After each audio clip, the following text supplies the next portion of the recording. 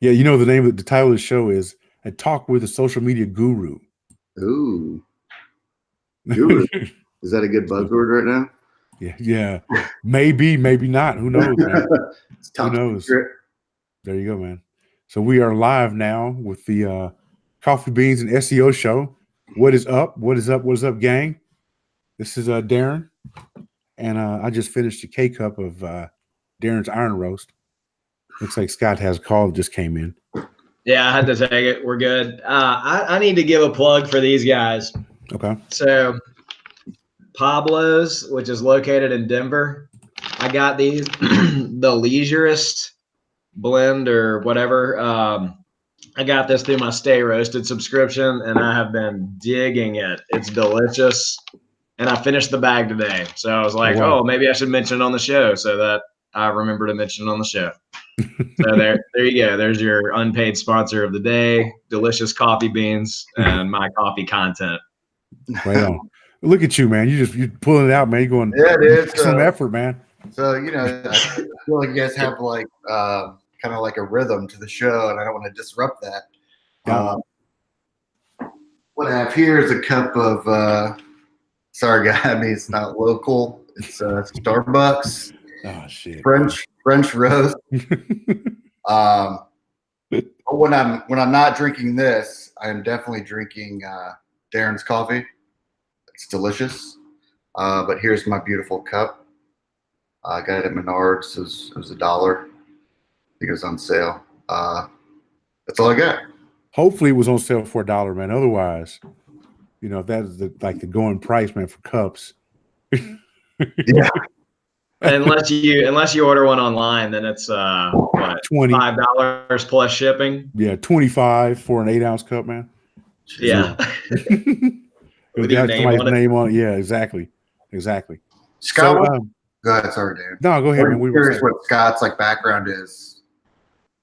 Like, are you in coffee or SEO? Like, what do you do for digital marketing? Digital marketing, but I just my best friend launched a coffee subscription company about 3 years ago. And so I get fresh roasted coffee beans every 2 weeks, and that turns you into the biggest coffee snob in about a year and a half. You're just like, nice. Become obnoxious with your opinions and how many things you've tried and all that. So yeah, digital marketer with just a love for coffee. That's awesome. Well, nice to meet you, man. I think he's also a T&C expert too. Wouldn't we say that at this point? T&C. Yeah, traffic and conversion. Oh, traffic and conversion. Oh, that was a word that you used, actually. Well, the T&C Summit. Yeah. There you go. You're going to Summit shit, man. That's right. I've attended traffic and conversion the past 3 years. Good stuff. There you go. There you go, man. So today's guest is Christopher Costa, Christopher August. He is actually a social media guru. I know Chris from we've done a lot of business together. We actually have a T-shirt line together. It's bestcitytees.com. Yes. Yeah, man. So Chris, I'm gonna go ahead and let you introduce yourself, man. Good morning. Chris Costa here with Chris August, creative director, founder. This is my 4th year in business as of March 14th, actually. And we specialize in social media management, content creation, inbound marketing. SEO is something that we do in website design. So those three focus areas. Yeah, something I really liked about Chris is his just the way he handles social media. This guy he handles social media, and he comes out with content that is always relevant, and it seems to convert and brings a lot of traffic. And we want to talk about that today. What are some things when you're putting together a social media campaign? What are some kinds of things that you look to do? Stuff like that. So the first thing is really identifying, like the client's audience, and then pinpointing, their potential buyers. So we start creating what I call buyer personas, which is a HubSpot tactic, which I'm sure maybe you guys are familiar with, but it's very spot on when you're really trying to identify and dig in and really speak to the people that matter to the potential client or the client's business. So crafting messages, not just like super salesy, but we really want to get them to start thinking about what it could be like to be a potential customer, what their industry is like, what's going on in their industry, what are some trends. So I think the most important thing is relevancy, obviously, and just creating off the wall, like creative, funny content that they can engage with that also ties back to the business. So creating more humanization within the brand is very important, but also, again, showing them that you have a sense of humans. So showing them that you're just a person in general, and you can understand their problems and their buying problems and all those different, scenarios. Does that make sense? Sure does. Man. Yeah. I'm clicking mute, I click mute. So when I talk, it doesn't, or make a sound here. It doesn't click back and forth to me. So, yeah. So, when you mentioned building that buyer persona as kind of a HubSpot, buzzword, when you're building a buyer persona for a new, let's say like a new customer, and let's say a junkyard, what does that, what's the process that you kind of go through in order to do that? It's really discovery with the business. So understanding what their customer, it's like demographics, what's their ideal customer, what's their best customer look like, and then fine tuning that even a little bit deeper. Where do they shop? What kind of hobbies are they into? A junkyard, that would be kind of unique, right? Could be people into freaking Pabst Blue Ribbon beer. It could be they shop at Walmart. They, income range is, 30 to 45,000. They're into probably GM Motors, just this really basic, kind of a basic customer. So they have to drive Chevys, man. Yeah, I mean, that would be a good target for sure. Yeah.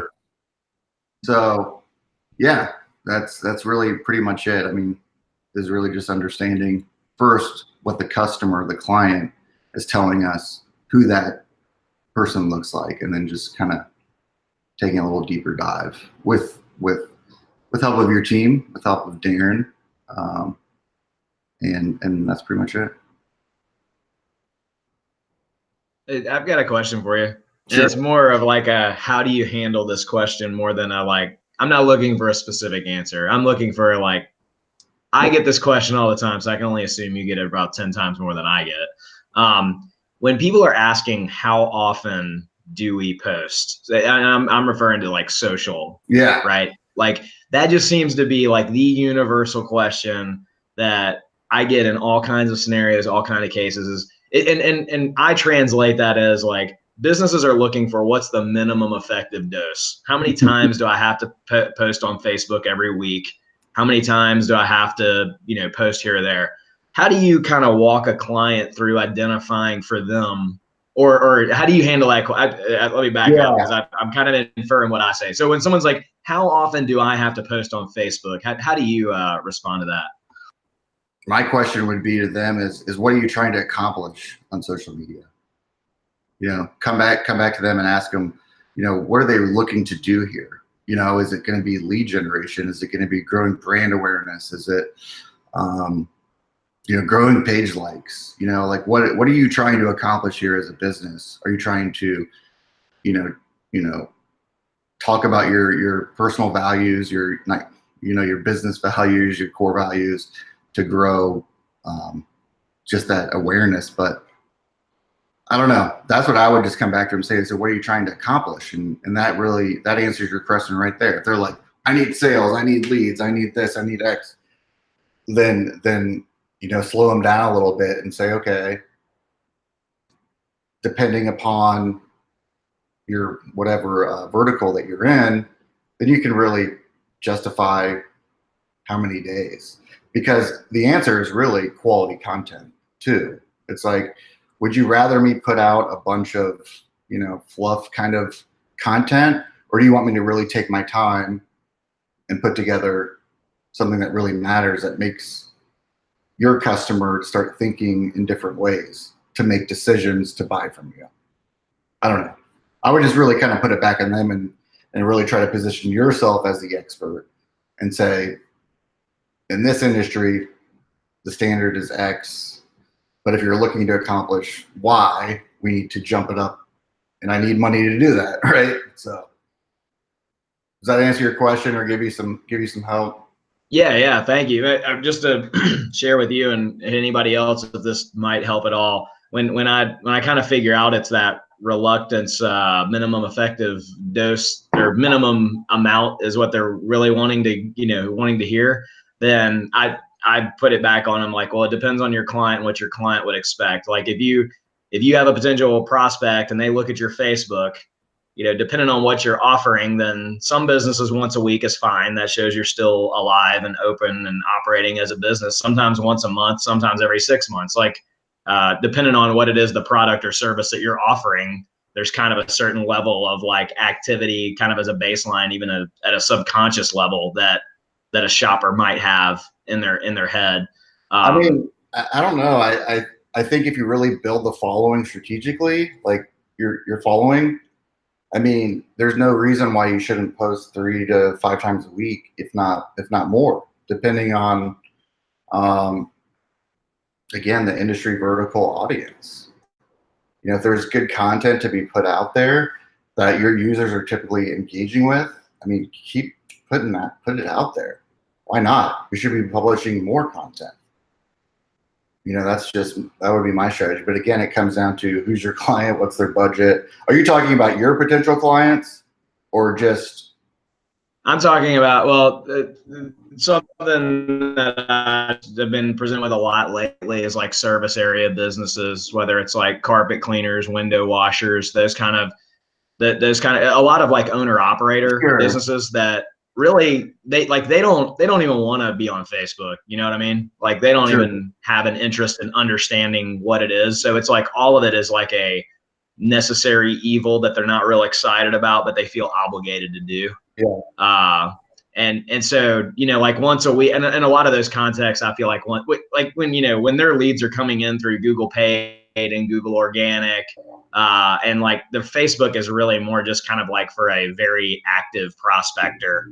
That's where I'm like, once a week, it shows you're like still open for business. Sorry to cut you off, but service industry, I mean, they can really, you can really get a low like cost per lead acquisition through Facebook. Just because, especially if it's service-based homeowners, I mean, who's more active than, stay-at-home moms and moms checking their Facebook every day.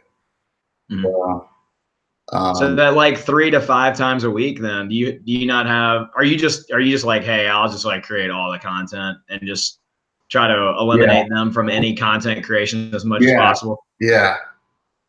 I mean, I think that gives you the ability to potentially your agency get more of a retainer from them. But that would maybe be a conversation offline, just understanding how you attain clients, what you charge, that kind of stuff. Are you just more of a consultant? That's what it kind of sounds like. Well, I'm just thinking like more bang for their buck. Like if it came to posting 3 to 5 times a week on Facebook versus, just spending that money towards paid where they have a more defined, cost per lead and they, sure. I guess I'm already encouraging them to spend more on their paid anyway. Yeah. So it's kind of like, well, we could do all this like, unique social content, but actually you should probably just increase your paid by another $100 a week. So I guess I'm kind of thinking of a couple in particular more than, everybody. No, I mean, but let's be honest. I mean, I think if you can get, and now it's become even more challenging to get more organic, reactions, engagement, likes and stuff. But, if you really truly build your page well, you get that group, that foundation of supporters or brand advocates that are liking everything that you post, and you get 5 to 6 of those that share. I mean, I have a drug and alcohol treatment center that Darren and I work together on, and we're posting daily, but they have some really strong like brand advocates that are sharing everything that we post. So, I mean, that's another way to really advance your social as well, is trying to, you know, put together a group. So you saying like within let's say a Facebook group, you see like the value in that, or Oh, for sure. No, I'm saying just like identifying users that are really, you know, continually sharing your content. And then, you know, talking with them and being part of the strategy. yeah. You see what I mean? Mm-hmm. How are you going about like growing those? Are you running like paid Supporters within like the business? Like, you know, like the treatment center has like 20 to 30, you know, employees, and a lot of them are therapists that are active on Facebook, right? And they're living this life, and so their ability to share basically everything in life that we post is very beneficial. Are you providing training for the employees of the like to have them do a better job of engaging and sharing with that content? That's a good idea. No, but we should, because you know, and there was a restaurant that I was working with in Wisconsin, and it was St. Patty's Day, right? And they have all these little cute bartenders working, and you know, like we can only accomplish so much, right? As a brand, we need people in there, you know, doing live video, you know, sharing with their friends and their demographic. And, you know, a bartender did just a single post, and it really drove just a ton of engagement, and I believe a ton of people in the door. So I think that should be a part of everybody's strategy on the business, is like they need to get involved as well.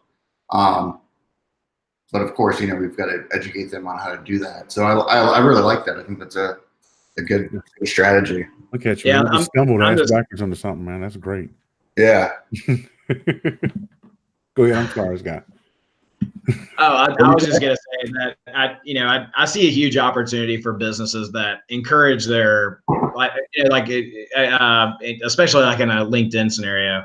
Like if a business really encourages their employees to actively talk about, you know, these topics and things that their business does, how much that amplifies the overall, you know, brand, you know, but at the same time you have like this this, you know, the I don't know, the old school thought of an employee that's active on LinkedIn is looking for employment somewhere else or something, you know. So they're kind of like a lot of employees are hesitant to be so vocal on a place that's seen as an online resume by potentially their bosses. So so somewhere, I don't know, there's going to be like some kind of tipping point where a bunch of young digital media embracing founders are going to have 1 hour a week where every employee is, you know, publishing and sharing, and they're going to dominate, and it's going to be like, what happened here? Like, oh, every employee is advertising. Just kind of a little personal soapbox. It was kind of interesting. Maybe he's watching this video, but definitely probably not. It's kind of interesting. I said, you know, a hiring question this restaurant company is asking. I don't know if this is illegal or not illegal, but what's your Instagram following? How many Instagram followers do you have? And if you can implement, you know, identify or hire 2 to 3 like ambassadors, so to speak, maybe, you know, you pay them a separate higher hourly wage or whatever, and, you know, set some deliverables for them to accomplish during the week or during their shift, especially at a restaurant. I mean, it's so competitive. And if they've got a large following, I mean, they deserve more money, you know, and if they're going to be willing to, you know, put themselves out there in your company, I mean, I think that's just a fabulous strategy for sure. If done correctly, you know, two things, you know, if the owner knows the value or sees the potential value, and the employee knows how to properly position that value. And I'm thinking of a business here that I'm well aware of, and a recent employee had a huge amount of experience with YouTube video, kind of like for a passion project of their own. And so that main hire was nothing to do with video or anything whatsoever, retail job, right? But that person picked up instantly all this extra video editing, and I'm sure they're being compensated in addition to like the base, retail stuff. But it's like, when I saw that, I was like, it's so brilliant of the store owner to capitalize on that, the employee to monetize their knowledge beyond that our existing knowledge they had for the role, and how much I hope to see that in the future. Yeah, no, just everywhere. No, especially like that's a great example. In restaurants, there's so many like artsy people, like that are living the server life, and just getting to shift maybe their mindset with some training. Dude, I mean, and you can. The thing is like, agencies grow and they hire out these third parties. I mean, no one can develop local content for several locations. It's got to be done in-house. So training becomes like super key. So yeah, I think it's great stuff. Good chat. For sure. I like it. Right on, man. Right on. You've had a great screen. Is that 4K? Yeah, man. Just doing it up over there. Hey, bro. he's got all the equipment, man. He's got a man. $20 he's got a on microphone. Amazon, No, Darren's a deal shopper, bro. Maybe we'll get a big name sponsor like Darren's Coffee, so we can all have nice cameras and microphones, huh? Yeah. Oh, look at that chair! Look at that chair. Yeah, Great comfort. There you go, man. So, do you think that there's are like the platforms? There are a lot of social platforms that are out there. Do you think that we're just going to stick kind of with the big three? Do you think that how do you see any growth going on with other social platforms? I mean, honestly, I think like you mentioned earlier is getting involved. I think actually their personal Facebook is going to really add more value, a little bit more to their business page. But also groups, getting involved in those groups, creating groups. There's always going to be something that's coming out, but I think the question is what's really working for your client. And, are they happy? But, again, video is just, that's the future right there. I mean, obviously, but it's the fear of people getting in front of the camera like myself. Yeah. You know what I mean? You're doing a great job, man. But seriously, like doing the video, like I just get frozen. But anyway, I think that is YouTube. And I mean, I'm not an avid YouTuber like at all, and I should be, and I think that's where a lot of things are shifting is video. Hey, how are you getting your clients? Are you getting your clients to do more video themselves? What's working to get them over the fear or intimidation of being on camera? Or are you just using just being like, you have to do it? Like this is something you have to do. We have to have video, and I don't have a ton for my clients, but I have some, and just getting them to shoot on their phone maybe once a month. Just having just having that out there is just imperative. And I don't even remind them enough of that. But I think as an agency, people charge so much for these custom videos. And the reality is they don't really, I mean, maybe if it's a one-time video for your website, just establish some brand quality or, whatever. But other than that, I mean, let's be honest, like we're living in like a virtual world. Let's let these people be real and who they are and have fun.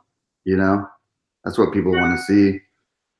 Yeah, that's something I've found myself, giving that pep talk a lot. Like one thing that I don't know kind of helped is telling them like, hey, how much you don't want to be on video? Like all your competition feels the same way. Here's your competitive advantage. Jump on video. Exactly. You're right. Yeah. Yeah. Those people that can really just do it well or just do it like consistently are winning. Darren knows. Yeah, man. He's winning on YouTube. One last question, man. And it's about, I know Scott had sent me over a thing earlier today. Or was it last night? It was about a paid ad. So paid ads. Social. You saw one that came up through, was it through your Twitter feed? that came up? Yeah, it was through my Twitter, and it was niche. It was comically niche. What was it?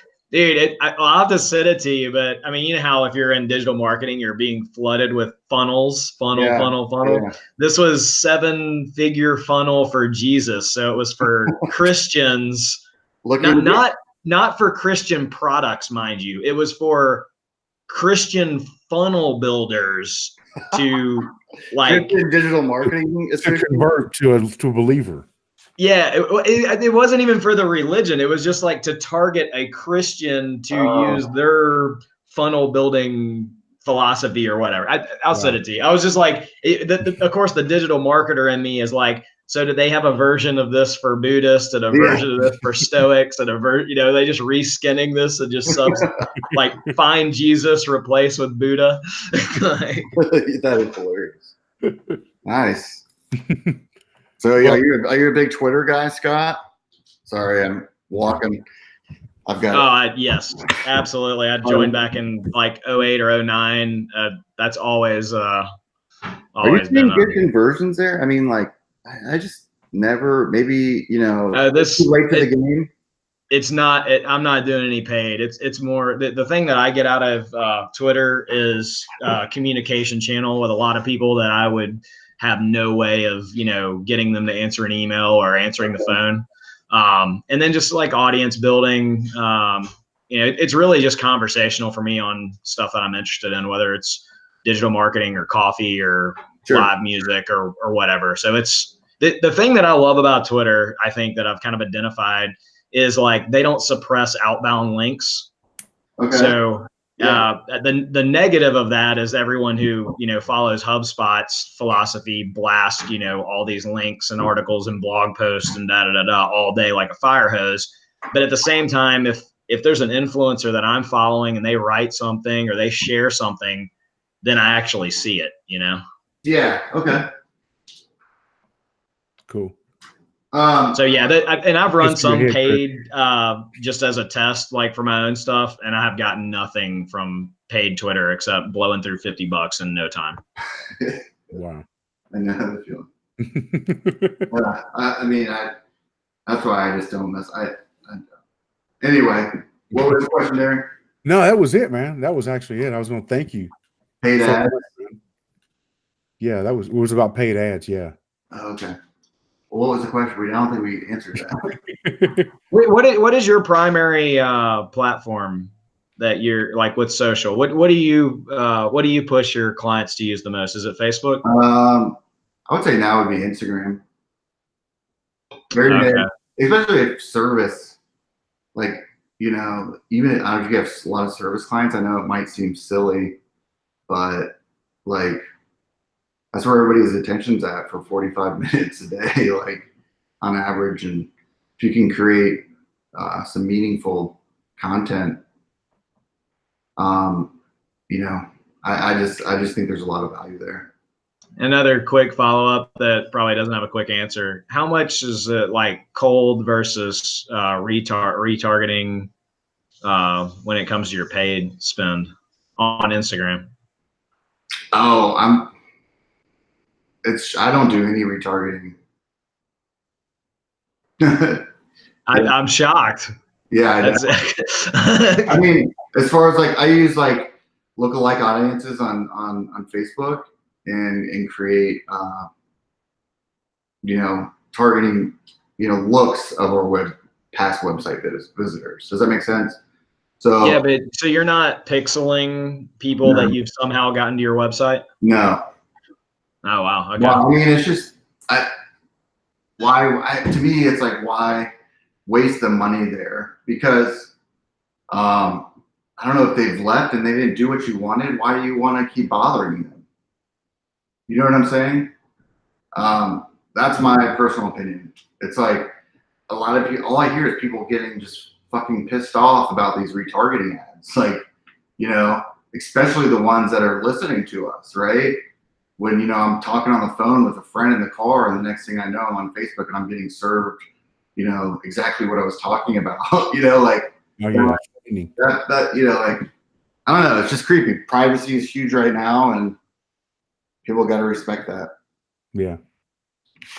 Well, Chris, Yeah, cool. Thank you.